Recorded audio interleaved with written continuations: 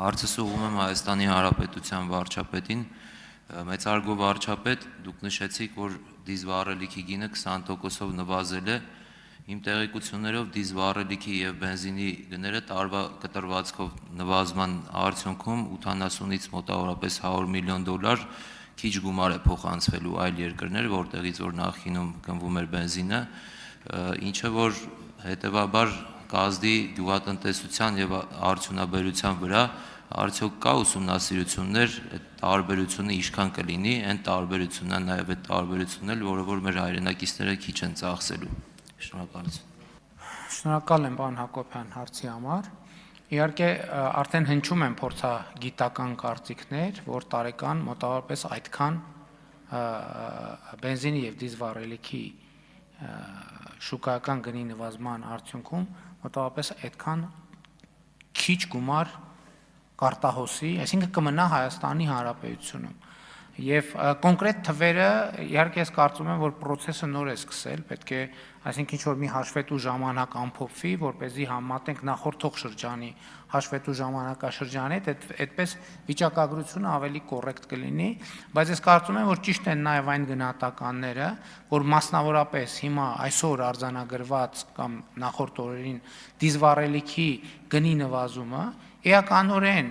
նպաստելու է մեր գյուղմթերքի մրցունակությանը շուկայում, որովհետև ակնհայտորեն ինքնարժեքը նվազելու է։ Այսինքն կարտոֆիլի, բոլոր ամեն ինչի մեջ օգտագործվում է գյուղտեխնիկա, որ դիզվառելիքով աշխատում, այսինքն դիզվառելիքի սակագինը 20 հասանելի գինը, սենց ասենք, հասանելի գինը 20%-ով նվազեց, անխուսափելիորեն դա նշանակում է, որ մեր գյուղացին մի կիլոգրամ կարտոֆիլ աճեցնելու համար համապատասխան չափով ավելի քիչ գումար է ծախսելու, հետևաբար իր եկամտաբերությունը ապահովելու համար նույն եկամտաբերությունը կարող է ավելի էժան վաճառել, ավելի էժան վաճառելու արդյունքում ավելի շատ պիտի վաճառվի, ավելի շատ վաճառվելու արդյունքում նույն եկամտաբերության պայմաններում ինքը ստանալու է ավելի մեծ գումար։ Այդ կարող է 100 միլիոն, կարող է 150 միլիոն, կարող է 93 միլիոն, կարող է 250 միլիոն։ Եվ դա այդ թվում, այո, դա նաև բարեկեցության գործիք է։ Եվ սա կներեք, խաղաղությունը կոնկրետ թվով, կոնկրետ դրամական արտահայտությամբ այսօր ամեն հայաստանցու տուն մտնում է, այսօր։ Ամեն մեկը դիզվառելիքը պակաս է բանանում, վճարում, մյուսը դրա արդյունքում աճեցրած գյուղմթերքը պակաս գնով է ձեռք բերում, թանկացումներից են, չէ՞ խոսում։ Էլ չեմ ասում, երրորդը բենզինը ավելի պակաս նվազ գնով է ձեռք բերում եւ այդպես շարունակ։ Եվ սրան գումարենք նաեւ, որ այդ նույն մեքենան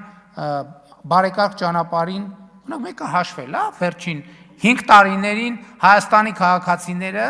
իրանց մեքենաների նորոգման համար ինչքան պակաս գումար են ծախսել։ Մեկը հաշվել, ժամանակը չէ մենակ պահեստամազ գնելու վրա, քանի տասնյակ միլիարդ դրամ պակաս են ծախսել, այդ չեն հաշվում։ Շնորհակալ, արձագանք։ Շնորհակալություն։